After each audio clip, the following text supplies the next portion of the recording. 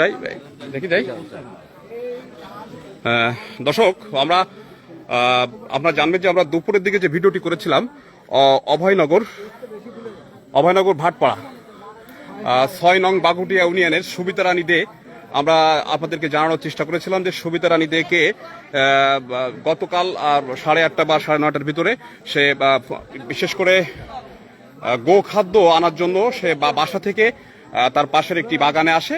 বাগানে আসার পরে আমরা যতটা জানতে পেরেছিলাম যে তারপর থেকে সে মিসিং হয়েছে এবং তার পরিবারের সকলে এখানে খোঁজাখুঁজি করেছিল, কিন্তু সুবিতা রানীদের কোনো সংবাদটি কিন্তু বা তার আসল কোনো তথ্য কেউ দিতে পারে নাই। কিন্তু আমরা ইতিমধ্যে জানতে পেরেছি যে সুবিতা রানী দে যে বাগানটিতে এসেছিল তার পাশে একটি ফার্মে, সেই ফার্মের আসলে ঘটনা কি ছিল এটা আপনারা কি জেনেছেন? ফার্মের ঘটনা একটু বলেন যে এখানে কি জানেন।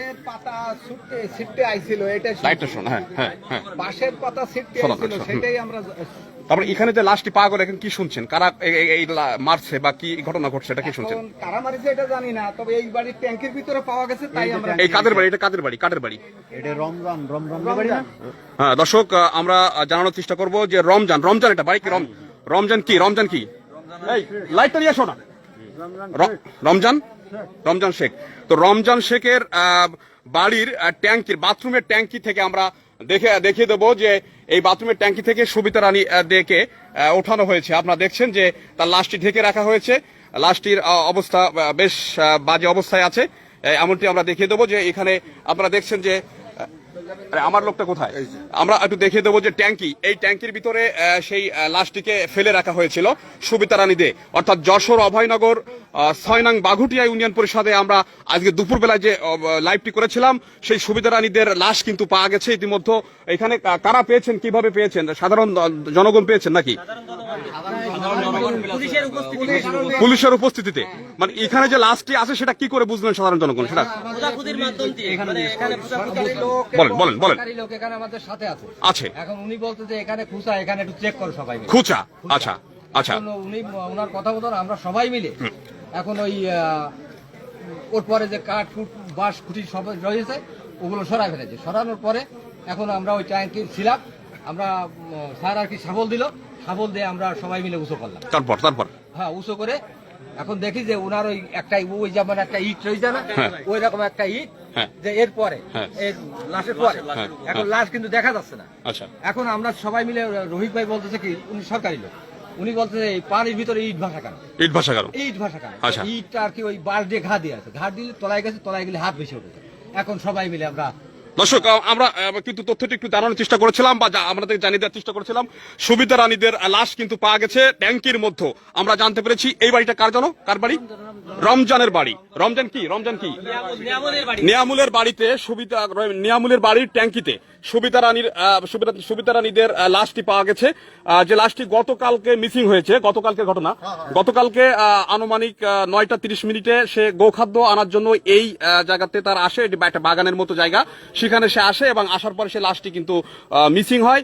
এবং লাশটিকে কিভাবে মারা হয়েছে, সে কিভাবে মরেছে এবং ট্যাঙ্কির মধ্যে কে রেখেছে এটা কিন্তু এখনো পরিষ্কার না। সাধারণ দর্শকের কাছে আমরা জানানোর চেষ্টা করবো যে আসলে তারা এখন প্রাথমিকভাবে কি জেনেছেন। আপনাকে কেউ বলতে পারবেন এই লাশটি আসলে কে রেখেছে, কিভাবে কি হয়েছে, এটা কেউ বলতে পারবেন? মানে প্রাথমিকভাবে কিছু জানেন নাই? আমাদের সাথে সরকারি লোক রয়েছে, থাকে আমরা সবাই মিলে। জি কে ছিলেন? অফিসার কে ছিলেন একটু বলবেন? রফিক। জি দর্শক, আমরা স্থানীয় ফাঁড়ি এবং অভয়নগর থানার যারা অফিসার আছেন বা পুলিশ ভাইরা আছেন তারা কিন্তু এখন তদন্তের সাথে কথা বলতে চাচ্ছে না, তবে আমরা পরবর্তীতে আপনাদের জানিয়ে দেওয়ার চেষ্টা করব।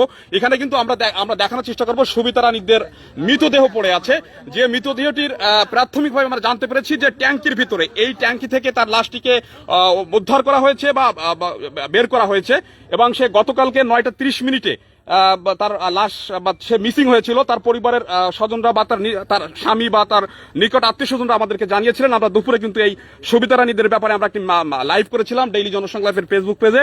আমরা কিন্তু সেই লাশটি এখন দেখতে পাচ্ছি, লাশটি কিন্তু মৃত লাশ আমরা দেখিয়ে দেবো সুবিতা রানীদের। এটা কিন্তু যশোর অভয়নগর ৬ নং বাঘুটিয়া ভাটপাড়াতে, এটা এই ভাটপাড়া এবং দেপাড়ার ঘটনা, এটা ভাটপাড়া এবং দেপাড়ার ঘটনা আমরা দেখিয়ে দিচ্ছি। লাশটি কিন্তু ঢাকা রয়েছে, আপনারা দেখছেন দর্শক। তবে এখানে এখানে সুবিতা রানীদের লাশ কিভাবে আসলো, ঘটনার পিছনে কারা আছে, এ বিষয়টি কিন্তু তদন্ত সাপেক্ষে জানানোর চেষ্টা করবো আমরা আপনাদেরকে জানিয়ে দেওয়ার চেষ্টা করবো। তবে আমরা দেখানোর চেষ্টা করবো যে এই ট্যাঙ্কি থেকে সুবিতা রানীদের লাশটি আনুমানিক সন্ধ্যার দিকে এটা ই করা হয়েছে, সন্ধ্যার দিকে 6টার পরে আমরা তো 4টা পর্যন্ত এখানে ছিলাম।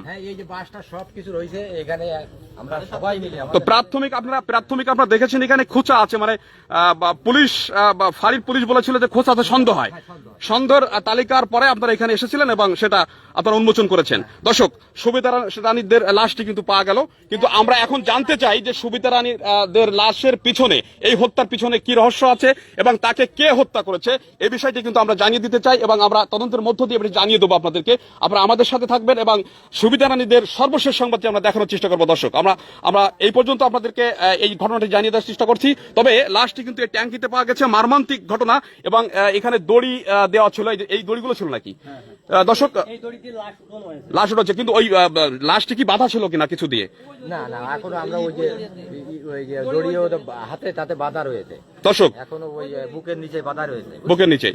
দর্শক, আমরা একটু দেখিয়ে দেবো সুবিতা রানীদের লাশটি ঢাকা রয়েছে, যেহেতু আমরা এর উপরে আর কিছু দেখাতে পারবো না। তবে আমরা যতটা এখানে জানতে পেরেছি, আমরা দুপুরে লাইভটি করেছিলাম, লাইভটি করার পরে আমরা যতটা জানতে পেরেছিলাম যে সুবিতা রানীদের গতকাল 9টা 30 মিনিটে গোখাদ্য আনার জন্য তার পার্শ্ববর্তী একটি বাগানে আসে এবং বাঁশের পাতা ভাঙার উদ্দেশ্যে আসে, এবং আমরা জানতে পেরেছি পাশে একটি বিশেষ করে মুরগির ফার্ম ছিল, সেই ফার্মে আমরা সন্দেহ করেছিলাম এবং সেই ফার্মের যে মালিক ছিল তার সাথে আমরা কথা বলেছিলাম এবং তার কাছে আমরা কিছু তথ্য জানতে চেয়েছিলাম, কিন্তু তার ফেস ভ্যালু আমাদের কাছে সন্দেহজনক মনে হয়েছিল। তারপরে আমরা এটা কিন্তু প্রশাসনকে জানিয়েছি, বা এই বিষয়টা আমরা এখন এটা উন্মোচন হলো যে আসলে ঘটনা সুবিতা রানীদেরকে কে হত্যা করেছে, এই হত্যার পিছনে কে আছে, প্রশাসন অবশ্যই উন্মোচন করবেন। আপনারা এই সুবিতা রানীদের সর্বশেষ সংবাদ আমরা দেখানোর চেষ্টা করবো, আপনারা আমাদের সাথেই থাকবেন।